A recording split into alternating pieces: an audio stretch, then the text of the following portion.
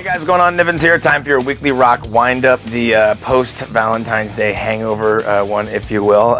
Ain't That a Bitch story to lead off your weekly rock wind-up about Cradle of Filth. They were scheduled to be playing up in Lawrence next month, actually on St. Patty's Day on the 17th. Having to cancel all of their dates now because they're having some sort of immigration issues, trying to get over here to the States. So they are very sad they're not going to be able to make it. Trying to get this whole thing resolved, so maybe they'll be able to do something later on in the year. But if you're planning on going to the show, your ticket will be refunded.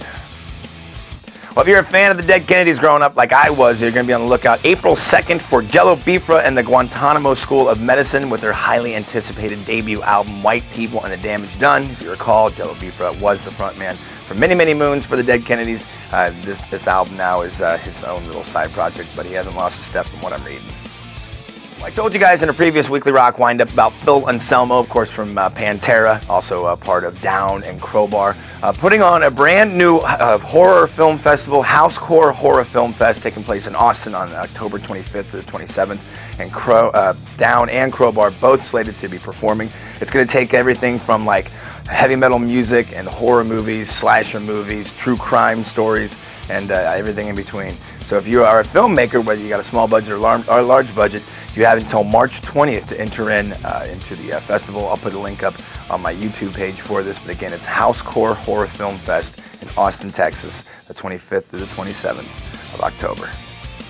Pretty excited about this one, although it kind of makes me feel a little old. Vivid from In Living Color is 25 years old, and with that is going to be a 25th anniversary tour from those guys. As of right now, no stops planned for Kansas City. It's pretty much primarily just on the East Coast.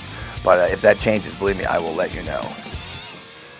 And to close out your weekly rock wind-up, metal and music, heavy metal music and science again. Yeah! First, there was a study that came out that if you listen to punk rock or reggae or rap or metal, you will be a degenerate. This one I have to read directly because it's so smart I can't even memorize it.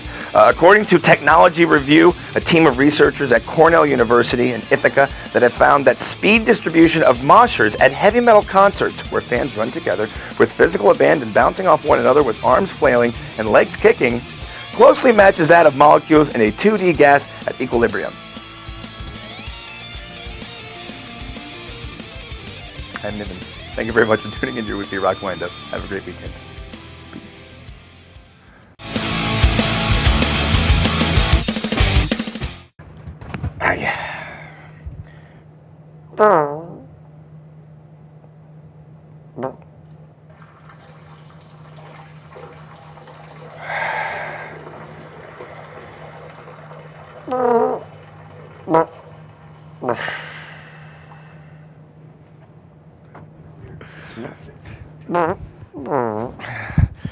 All right.